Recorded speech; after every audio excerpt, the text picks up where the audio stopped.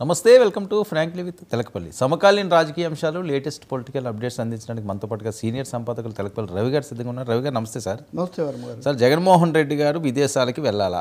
అరెస్టుపై చంద్రబాబు చేసిన కామెంట్స్, ఆ చిట్చాట్లో మాట్లాడినవి పెద్ద ఎత్తున వైరల్ అవుతున్నాయి. విజయ్ మాల్యాతో ఓ పక్క జగన్ పోలుస్తూనే రెడ్ బుక్ రాజ్యాంగం అమలవుతుంది, వేధింపు రాజకీయాలు వద్దు అంటేనే కొంతమందిని అరెస్టులు చేస్తున్నారండి. అసలు చంద్రబాబు నాయుడు గారి ఆలోచన ఏ రకంగా ఉంది? నిజంగా ఇదే సందేహం కలుగుతుంది మీరు ఈ ప్రశ్న. అంటే అది అధికారికంగా ప్రకటన రాకపోయినా అనధికారికంగా అందరికీ లీక్ ఇచ్చారు, అనుకూల పత్రికల్లో కూడా ఇచ్చారు కాబట్టి తప్పకుండా దాన్ని సీరియస్గా తీసుకోవాలి. చంద్రబాబు నాయుడు మాటలు కనుక మనం చూస్తే ఈ రెడ్ బుక్ జోష్ అనేది కొంచెం బ్రేక్ అయ్యాలి, రెడ్ బుక్ కొంచెం బ్రేక్ అయ్యాలి అనే ఒక ధోరణి అయితే ఆయన మాటల్లో కనిపిస్తుంది కదా. వాళ్ళు ఒప్పుకున్నా ఒప్పుకోకపోయినా, నేను కూడా మీకు చాలాసార్లు చెప్పాను, సర్వేలు అది కూడా మనం ఎలాగో చర్చిస్తాము. ఇప్పుడు ఎప్పుడైతే అరెస్టులు, కేసులు ఇవే అయిపోయాయో వీటి మీదే చర్చ జరుగుతుంది, ఫోకస్ దీని మీదే ఉంది. అటువైపున వాళ్ళేమో కక్ష సాధింపు ఇదంతా అంటున్నారు, కోర్టులు అప్పుడప్పుడు అక్షింతలు వేస్తున్నాయి. దీంతో ప్రభుత్వం యొక్క పాజిటివ్ ప్రచారం ఇది తగ్గుతుంది. మీరు చంద్రబాబు నాయుడు మనల్ని అరెస్ట్ చేశారు, మనల్ని వేధించారని మనం కూడా వేధిస్తే అది రాంగ్ మెసేజ్ వెళ్తుంది, కాబట్టి జాగ్రత్తగా ఉండాలి అన్నారు. మొన్న మాట్లాడిన దాని మీద కూడా ఆయన కొంచెం అంతకుముందు కూడా కొంచెం మందలించారు, జాగ్రత్తగా మాట్లాడండి మంత్రులు, మద్యం కేసులో మీరు తప్పుగా మాట్లాడితే ఇది మొదటికే ఇది అవుతుంది అని ఒకటి మాట్లాడారు. నిన్న కూడా ఆయన కొంచెం ఆగ్రహం వెలిబుచ్చారు. ఇవన్నీ ఎందుకు లూజ్గా మాట్లాడుతున్నారు, ఇవన్నీ అవతల వాళ్ళు పట్టుకుంటారని.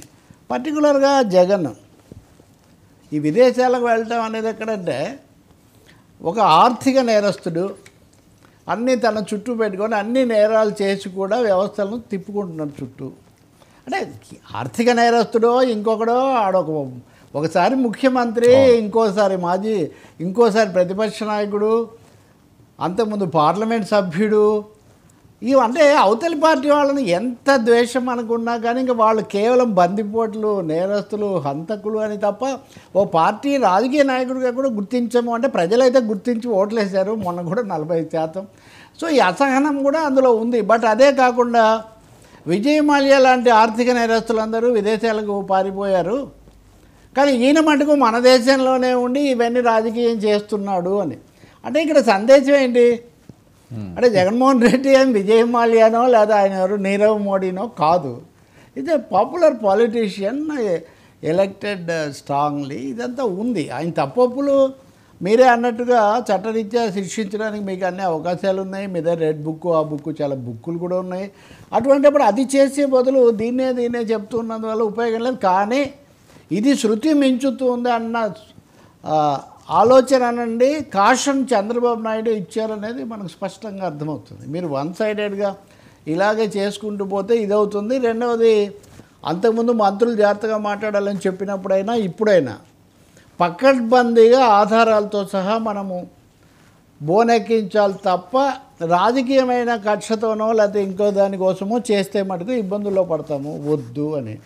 మూడోది, ఈ మాట ఈ సమయంలో చెప్తున్నారంటే రెండు సందేహాలు కలుగుతాయి.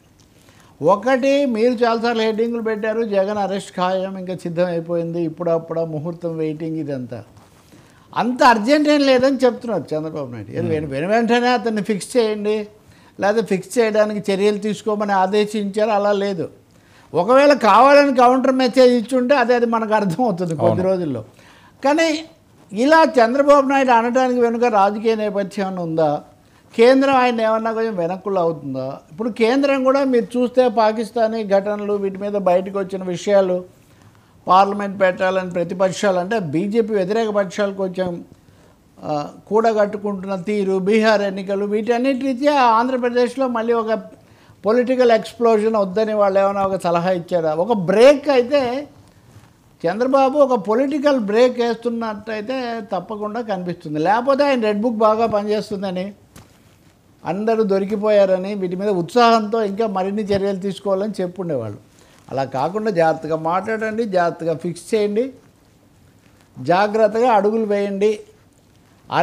జగన్ అరెస్ట్ అన్నది కూడా ఏమో అంత తొందరపడాల్సిన పని లేదన్న పద్ధతిలో మాట్లాడటమే కాకుండా మాట్లాడింది రిలీజ్ చేయటం.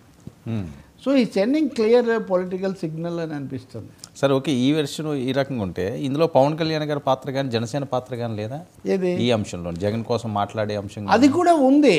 అంటే మనం విన్నది చూస్తున్నది ఏంటంటే పవన్ కళ్యాణ్ కూడా మరీ వన్ సైడెడ్గా వెళ్తే ఇది రివర్స్ కొడుతుంది.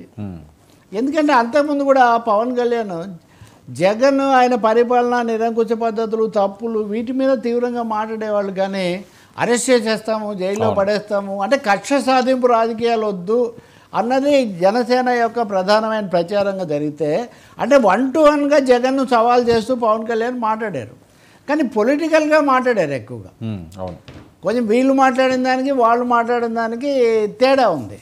కాబట్టి పవన్ కళ్యాణ్ జనసేన కూడా ఇప్పుడున్న పరిస్థితుల్లో కూటమి ఏడాది దాని మీద ఉన్న దృష్టిలో పెట్టుకున్నప్పుడు ఏదో తొందరపడిపోయి వెంటనే పంపించేస్తే మంచిది కాదు. దీని మీద 2-3 అభిప్రాయాలు కూడా వినిపిస్తున్నాయి రాజకీయ వర్గాల్లో. వచ్చిన వెంటనే 4-5 నెలల్లో ఏదైనా ఆధారం ఉండేది పంపిస్తే అది వేరుగా ఉండేది. ఇప్పుడు ఏడాదిన్నర అయిన తర్వాత ప్రభుత్వాలు వాటి నిర్ణయాల మీద సహజంగా అసంతృప్తులు ఇవన్నీ కూడా వస్తుంటాయి. ఇటువంటి అప్పుడు కనుక చేస్తే గతంలో కూడా ఆయన జైలుకి వెళ్ళి దానివల్ల చాలా ప్రయోజనం పొందున్నాడు. ఇప్పుడు కనుక చేస్తే దాన్ని మరింత పొలిటికల్ అడ్వాంటేజ్గా మార్చుకునే ప్రయత్నం కూడా జరగవచ్చు. బీజేపీ మీద పూర్తిగా ఆధారపడలేము. బికాస్ బీజేపీ ఇంతవరకు వైసీపీ మా శత్రువు అని అక్కడ ప్రకటించలేదు, వీళ్ళు కూడా ప్రకటించలేదు. కాబట్టి మీరు అన్నట్టు జనసేనతో పాటు కేంద్రంలో చక్రం తిప్పుతున్న బీజేపీ యొక్క అండదండలు కూడా లభించలేదేమో.